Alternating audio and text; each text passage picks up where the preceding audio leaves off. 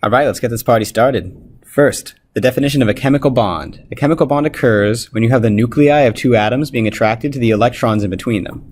Basically, it's like this. You have a nucleus, you have a nucleus. They're both positive. Positive, positive.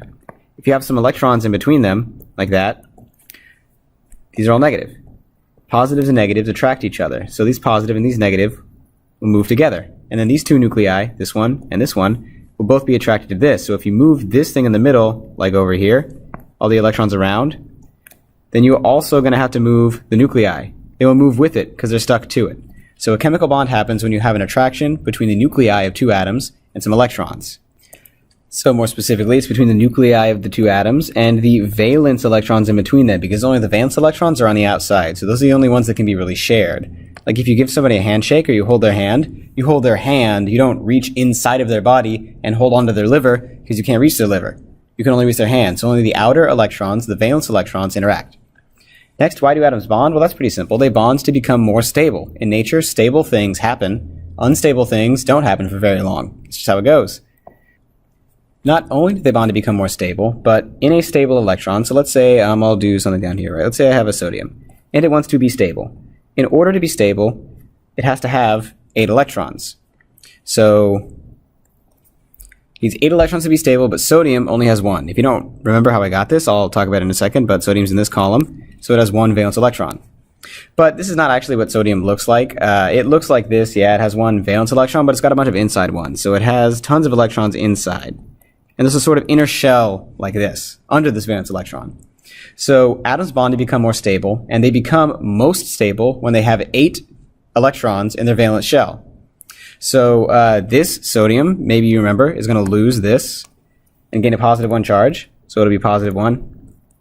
It'll connect to something else. The only reason it does that is because it is more stable with 8 electrons on the outside. It lost the valence electron. Its inner octet was able to be sort of revealed, and so it had 8. Anyway, they bond to become stable and to get 8 electrons in the outer shell, because having 8 electrons in your outer shell is stable. So the definition of an ionic bond. An ionic bond is formed when you have a metal. So here's a metal. Here is a nonmetal. The metal has an electron that it gives to the nonmetal. After that happens, you now have a metal that is positively charged and a nonmetal that is, I'm out of colors here, negatively charged. So the metal and the nonmetal, after they transfer the electron, are attracted to each other. Positive, negative. So an ionic bond is when a cation, which is a positive ion, so a metal transfers an electron to a nonmetal. The metal becomes a cation, the nonmetal becomes an anion, and they are attracted together. The cations and anions are attracted together because of the magnetic or electromagnetic attraction between them. And I'm going to answer this next one too. An ionic bond is an attraction between cations and anions, metals and nonmetals, after they transferred electrons. Ionic compounds, they conduct electricity when they are dissolved in water. So dissolved in water or in solution, those are two synonyms. In solution is a scientific word for dissolved in water. They conduct electricity. So I'm going to put the answer to this down here because I have room there, and I'll just put conducts electricity, or when dissolved in water, up here. Okay, so ionic bond is an attraction between positive cations and negative anions after an electron transfer. The electron is transferred from a metal to a nonmetal. The ionic compounds, they conduct electricity in water, which is also synonymously called in solution. In solution is a chemist word for in water. Now we have chemical formula. The definition of a chemical formula. Well, in an ionic compound, what a chemical formula tells you is the ratio of positive to negative ions in a crystal. So ionic compounds look like this. I drew the picture over here. See it? Yeah, see it? So it is a bunch of positive cations that are surrounded by negative anions. In this particular crystal, maybe you notice that the positives and negatives are in a 1-to-1 ratio. Every time you have a positive, you have 1 negative. 1 positive, 1 negative. They go together like this. 1 positive, 1 negative. 1 positive, 1 negative. 1 positive, 1 negative. And I just left it off. This crystal is bigger. There's a negative here. There we go. 1 positive, 1 negative. So you have a 3-dimensional crystal with positives and negatives next to each other. The chemical formula for this, well, you see it's just repeating positive, negative, positive, negative, positive, negative, right? So if that's what's repeating, this would be, let's say the positive is sodium. I'm going to say this is sodium. And then the negative is chlorine, for example. This would be NaCl. And there's no numbers here because it's 1 and 1. And we don't write ones because chemists are lazy. So the chemical formula, it tells you the kinds of atoms that you have, like sodium and chlorine ions, and it also tells you the ratio of these in the crystal. Now, it's important that it tells you the ratio and not the number, because you have crystals that look like this sometimes.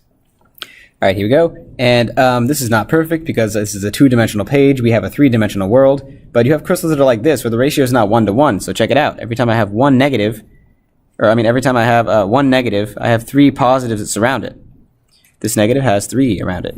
This negative has 3 around it. That one has 3. These all have 3 around it. And this is a very big, very long crystal. It could go on for, I don't know, as big as you want. It could be like a mile long, right? This could be a 6-ton crystal. But the structure of the crystal is repeating units of a negative. So let's say that this negative is going to be phosphate, maybe. So phosphide, like that. Negative is phosphide. And then the positive would be like sodium, Na+1. The structure, or the chemical formula for this particular structure, would be Na3P. And what that tells you is that you have 3 sodiums for every 1 phosphide ion that you have. 3 positives for every 1 negative. It does not mean that you only have 4 atoms. You have way more. You have tons and tons and tons. But the crystal structure is repeating units of 3 sodiums and then 1 phosphide. So the formula tells you the atoms that you have and the ratio of these atoms in the crystal. Fantastic. Moving on. Next, state the charge for each of the following. So the charges for these, the basic things, so sodium, phosphorus, you figure it out by looking at the periodic table. That's phosphide, actually, but whatever. Everything in this group is going to be +1. These will all be +2. These will all be +3. These are all going to be 0, because these are noble gases. Remember the formula for neon, or the Lewis structure for neon's like this. 1, 2, 3, 4, 5, 6, 7, 8. They all have 8 valence, so like they're not going to get or lose any because they're good. They're just done. Fluorine is going to be -1. Oxygen -2. Nitrogen -3. And we're not going to ask you about any of these. They can be +4 or -4, but don't worry about it. Do not worry about these. 4s are not our issue. And also, don't worry about these right now. These are called the transition metals. And they depend. It's not obvious. They're not always the same. So when I get to those, like this, and this one, I'll tell you what to do. So the charge for each of the following is pretty easy for the ones that are not weird metals. This sodium right here, Na, well, here it is. It's in this column, so it's +1. Phosphorus, well, let's see. Here's phosphorus. It's in this column, so it forms a phosphide ion that has a -3 charge. Now, Pb and PbO. The way that you tell the charges of these particular compounds is you realize that this whole thing has got to be neutral. It's got to be neutral. So you have a ion, Pb, and one of them combines with oxygen, which is 2-, to be neutral. What do you need? If you have -2, how do you get to 0? Plus something equals 0. It's got to be neutral, right? So in this particular case, what you have to add is 2. +2 to get to 0. So if you had to add +2 to get to 0, then the charge of the lead in this particular case will be +2. So in Cu2O, it's a little bit different. Cu2O means that you have 2 coppers. So I have 1 copper with whatever charge, another copper with whatever charge, and oxygen with 2-. That equals 0, because the whole charge has got to be 0. You know what? This is what you have, and the charges have got to be 0. So what that means is that you have something plus something -2, because -2 equals 0. So something plus something equals 2. So something is 1, right? 1 plus 1 is 2. So that's equal to 1, +1.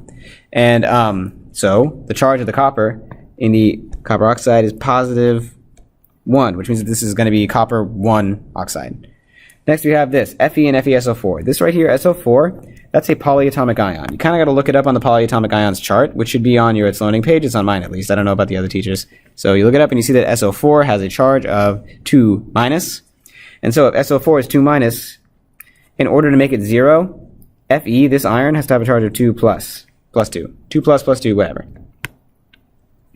So now here we are again, doing the same thing we did before. Group 1, this is group 1. They form +1.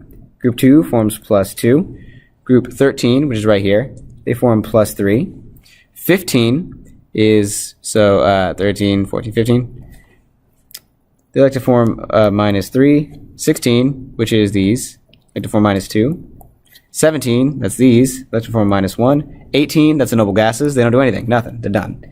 A cation is a positive ion, and an anion is a negative ion. You remember like cats have paws, cat paws, positive, negative.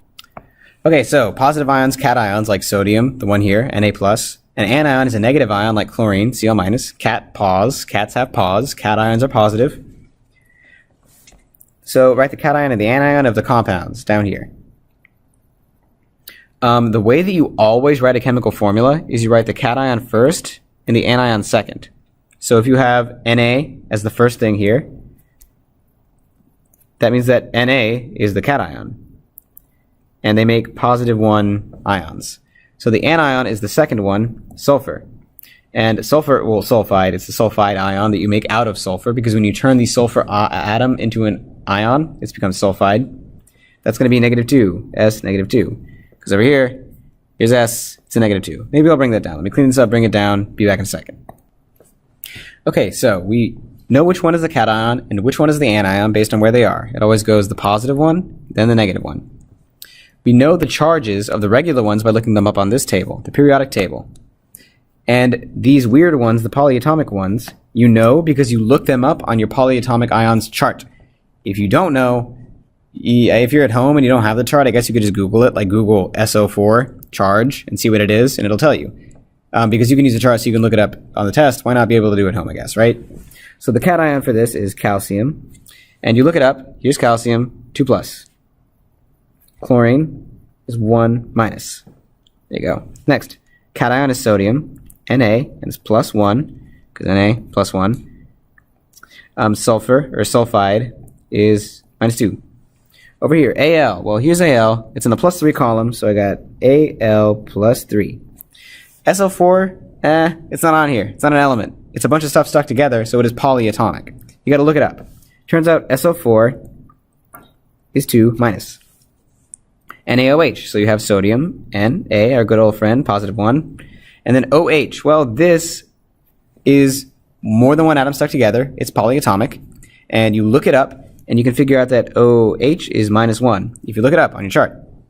So what is the sum of the charges of the compounds in question number 15? Well, it turns out that, like I said up here, right? They have to add up to 0 all the time. So 0, 0, 0, and 0. I'll show you one example about why it might not seem obvious. Right here, you have CaCl2. How does that add up to 0? It's because calcium is 2+. I have 2 chlorines.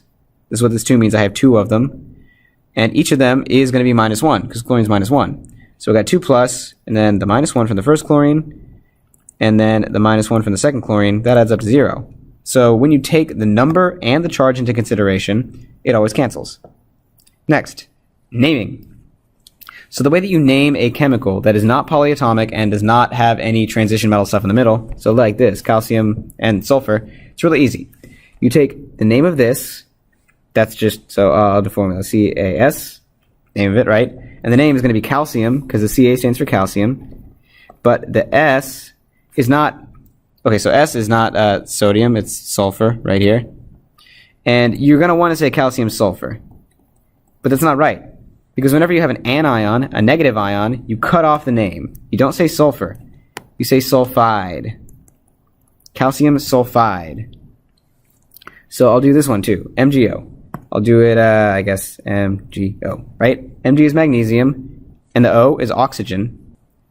Except you can't say magnesium oxygen, not allowed. Because this second element right here, you take out the end, so you take out the oxygen, and you say that it's magnesium oxide.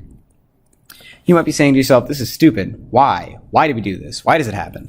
And it's because there are some things that could be cations or anions. Like, check this out, right? This whole row in the middle that I X'd out because you don't have to deal with it. Positive, negative. Let's say we got silicon, right? Silicon has got 1, 2, 3, 4 valence. It can gain 4, in which case it would be Si4-, or it could lose 4, in which case it would be Si4+. Now this we would call the silicone atom, and this would be the silicide atom. And we have to have a difference between them so that we can tell what's happening in ambiguous scenarios. I'll do the other easy